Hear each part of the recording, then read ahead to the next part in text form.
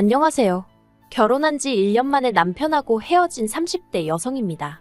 한심하게 들리겠지만 어쩌다 보니 신혼 초부터 신우하고 같이 살았어요. 그렇지만 남편과 헤어지게 된 건 전적으로 신우 탓만은 아니에요. 사실 저를 제일 미치게 했던 건 매사 어정쩡하고 확실한 입장을 취하지 않는 남편이었지요. 그게 저를 위해서가 아니라 시댁 식구들을 위한 건 너무나 당연한 사실이었고요. 막말로 결혼한 지 1년, 서로 눈만 마주쳐도 불꽃이 피어야 되는 시기 아닌가요? 그런데 남편의 뜨뜻미지근한 태도를 보고 있으니 타오르던 불꽃도 순식간에 사그라들었습니다. 그리고 초장부터 이런 결혼 생활을 앞으로 좋게 30-40년은 이어가야 한다 생각하니 너무 까마득했어요. 그래서 이혼하자고 했더니 어머님은 저더러 오누이간의 우애를 다 끊어놓는다면서 나갈 거면 난리법석 부리지 말고 조용히 나가랍니다. 제가 누구 좋으라고 조용히 나가나요? 어머님도 신우도 이런 사연 듣는 거 좋아하던데 꼭 이 이야기를 듣고 반성 좀 했으면 좋겠습니다. 아들 인생, 오빠 인생 망친 건 당신들이에요. 남편하고는 사회생활을 하면서 알게 된 사이예요. 일적으로 만난 사이였는데 연인 사이로 발전하게 될 줄은 몰랐지요. 하지만 부지불식간에 서로 마음이 통해서 알고 지낸 지 6개월 만에 진지한 만남을 시작했어요. 그리고 당시 둘 다 이미 홍기가 가득 찬 나이여서 바로 결혼 이야기가 나왔습니다. 그래서 제 나이 34, 남편 나이 36의 부부의 연을 맺게 되었네요. 결혼 당시 남편은 남편대로 저는 저대로 자취를 하고 있었어요. 남편이나 저나 소위 시골이라고 불리는 서울에서 제법 떨어진 지역에서 올라온 사람들이었거든요. 다만 차이가 있다면 남편은 자기 빌라에서 살고 있었고 저는 오피스텔 전세로 살고 있었다는 거지요. 그래서 자연스럽게 남편 빌라에 제가 들어가서 사는 걸로 이야기가 되었어요. 그렇게 된 데에는 어떻게 보면 그렇게 될 수밖에 없던 이유가 있기도 했는데 남편은 그 빌라를 투자 목적으로 샀다고 했습니다. 원래는 아파트를 사고 싶었지만 아파트는 너무 비싸니까 비싼 아파트 단지 근처 빌라라도 사면 시쳇말로 부스럭이라도 주워먹는 식으로 집값이 동반 상승하지 않을까 그런 기대를 했었다대요. 그런데 하늘 높은 줄 모르고 쭉쭉 올라가는 아파트와 달리 남편이 산 빌라는 오히려 가랑비에 옷 젖듯 조금씩 떨어지기 시작했고 게다가 그 빌라가 방 3개에 화장실 2개로 남편 혼자 살기엔 집도 크고 관리비도 부담스럽고 무엇보다 남편 회사에서 멀거든요. 그러니 정작 자기는 회사 근처 고시원에 살면서 그 빌라는 전세를 줬었다는 거예요. 그런데 세입자가 갑자기 사정이 생겼다며 나가겠다고 하니까 새로운 세입자를 구하려고 했지만 그마저도 여의치가 않았고 그래서 어쩔 수 없이 남편이 회사 근처 자취방에서 나와 빌라 생활을 시작하게 된 거지요. 그런데 이제 저랑 결혼까지 하려니까 재산은 다 빌라에 묶여있지. 그러니 나름대로 생각해낸 묘수가 저랑 그 집에서 신혼살림을 시작하는 거였을 거예요. 빌라 값이 단 1,000만 원이라도 올랐으면 팔아버릴까 생각도 했는데 그것도 오히려 2천만 원가량 떨어져서 남편 입장에선 지금 팔면 손해다 싶기도 했을 거고 그렇다고 결혼을 미루기도 뭐했을 테니까요. 그런데 저도 바보같이 그때는 그래도 집이 있는 남편이 대단하다고 생각했어요. 속빈강정인 것도 모르고 말이에요. 남편이 아주 입만 살아가지고 똑같은 상황도 자기한테 유리한 쪽으로만 저에게 포장을 해서 얘기를 했던 탓이었지요. 그래도 어쨌든 남편 집에 들어가 살기로 하면서 저도 아예 손해만 본 건 아니었습니다. 어떻게 표현해야 할까 싶은데 집이라는 게 인테리어랄 것도 없었고 그래서 처음엔 남편하고 리모델링이라도 할까 했거든요. 그런데 대대적으로 다 때려부시고 새로 하려면 못해도 3-4주는 있어야 한다는 거예요. 그런데 저나 남편이나 서울에 따로 연고가 있던 것도 아니라 3-4주씩 살던 집을 비우고 어디 가 있기가 마땅치가 않았어요. 제 오피스텔 계약 기간도 애매하게 끝나가고 있었고 한 달씩 연장은 안 되는 상황이었지요.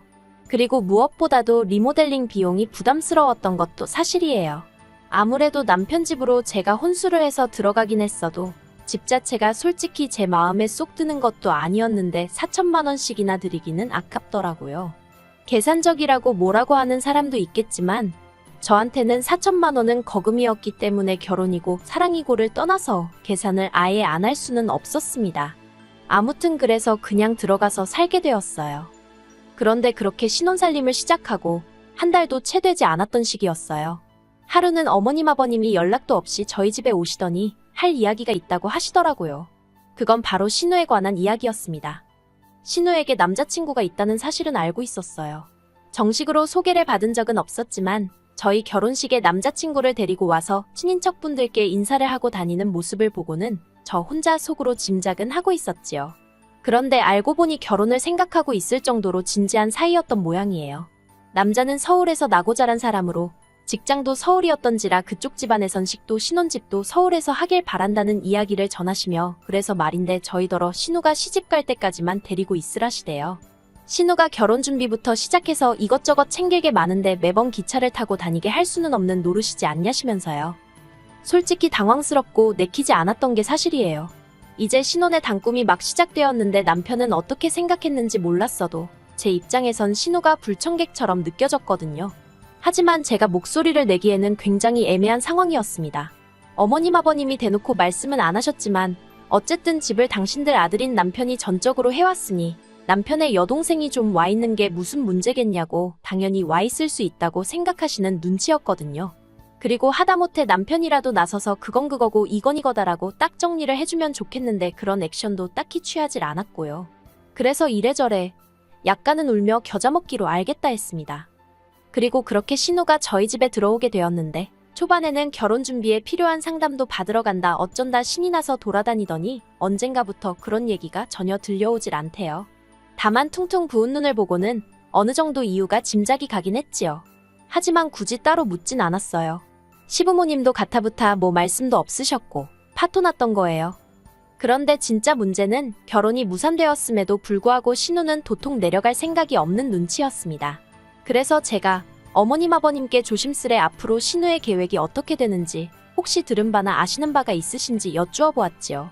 그랬더니 어머님이 속상해 죽겠다면서 구체적이진 않지만 선보고 결혼해서 빨리 나갈 거라고 조금만 참고 기다리라 하시더군요. 그런데 신우 나이가 33으로 솔직히 어린 것도 아니었어요. 그렇다고 능력이 특출났던 것도 아니고 피아노 과외를 하고 있었는데 그걸로 자기 먹고 쓸 돈이나 충당하는 수준으로 버는 눈치였지. 저희 생활비에 보태라고 단돈 10만 원도 내놓은 적이 없네요.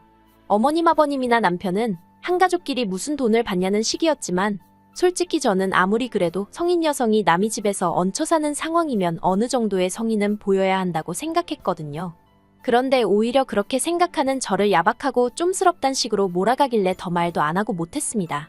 그러다 한 번은 남편이 뼈있는 농담처럼 집주인이 괜찮다는데 뭘 그러냐며 저에게 웃었는데 제 귀에는 네가 이 집에 해온 게 뭐가 있냐고 꼽을 주는 것 같기도 했고 자격지심이었는지도 모르겠네요. 아무튼 당시에는 나서지 말란 소리로밖에 안 들리더라고요. 그러다 일이 생긴 건 올해 초였습니다. 신우는 친구들이랑 여행을 간다고 했고 친정부모님은 친정부모님대로 서울에 병원 검진도 있고 해서 올라오셔야 하는 상황이었어요.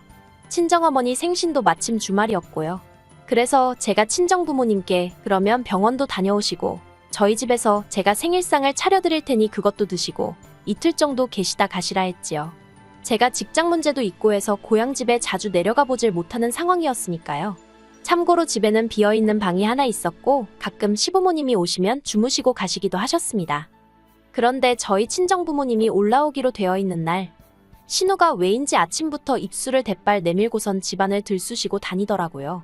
그리고는 기어이 11시쯤 나간다더니 안 나가고 있는 게 아니겠어요. 친정부모님 오실 시간은 다 되어 가는데 안 되겠다 싶어서 아가씨 안 나가냐고 물었습니다.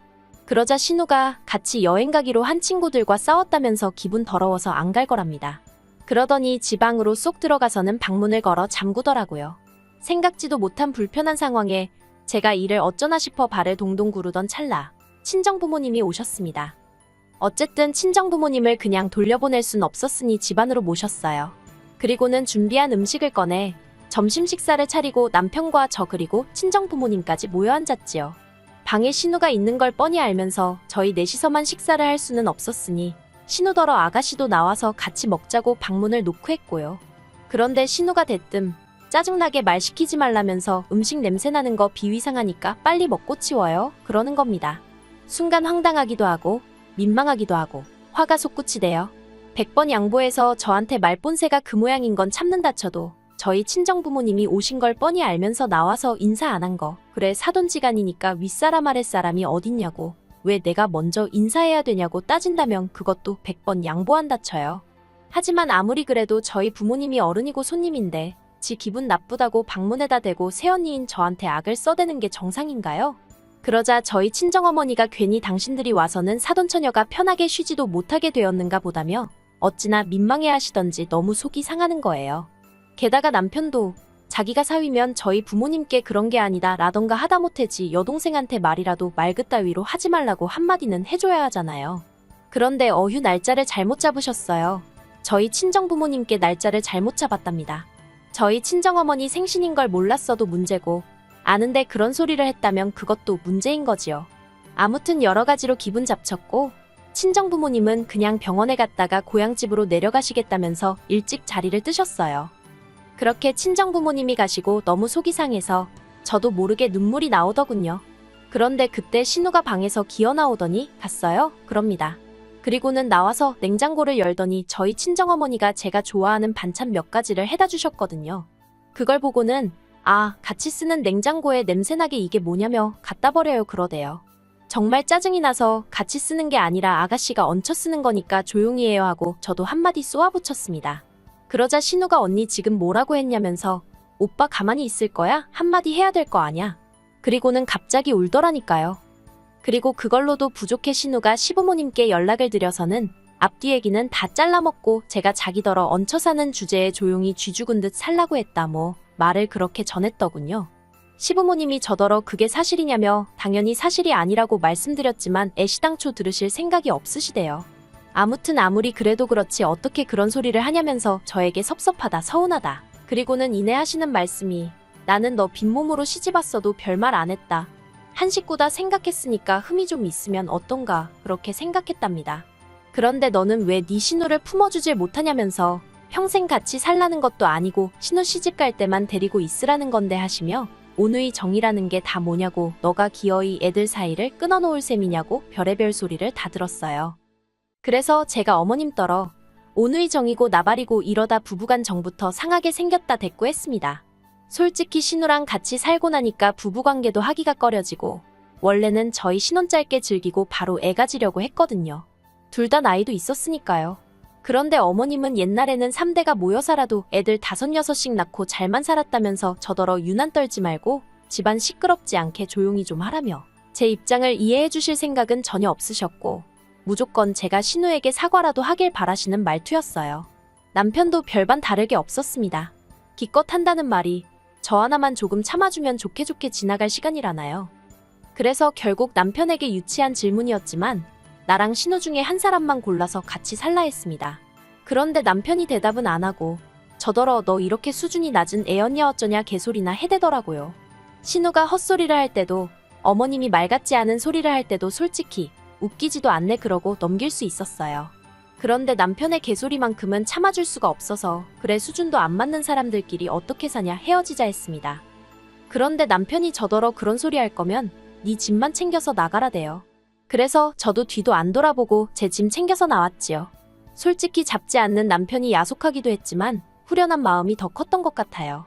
그리고 여담이지만 혹시나 청약이 될까 싶어서 혼인신고를 안 했기에 남편과 헤어지겠다고 마음먹고 나니까 모든 게 일사천리로 진행이 되는 게 신기할 지경이었네요. 그리고 그렇게 다 끝났다고 생각했는데 그 집에서 나오고 한 달 좀 지났을 때였어요. 신우가 집에 남자를 데리고 들어왔더랍니다. 그래서 졸지에 남편 집에서 신우가 남자친구랑 동거를 시작했다며 남편이 하소연을 한답시고 저한테 전화를 해온 거예요. 그래놓고는 자기 여동생이 이렇게 개차반인 줄 몰랐다면서 저한테 자기가 다 잘못했다고 이번 한 번만 없던 일로 하고 들어와주면 안 되냐입니다. 제가 미쳤냐고 됐다고 그랬어요. 한번 네 잘난 여동생하고 그 비위 맞춰가면서 살아보라고요. 솔직히 신우가 저희랑 살면서 집 청소 한 번 한 적이 없고 설거지 한 번 지 손으로 한 적이 없는데 한 번을 미안해한 적이 없으면서 오히려 시부모님만 믿고 기고만장해 있었거든요. 그런데 신우 남자친구라는 작자는 이걸 다 알기는 아는지 아무튼 뭐하는 사람인지는 몰라도 그런 신우를 받아줄 수 있을지 모르겠네요. 솔직히 저는 금전적으로 손해를 본 건 없지만 남편과 연애까지 포함한 그 시간들을 생각하면 제 인생을 낭비한 것 같아 너무 속상하고 마음이 쓰립니다.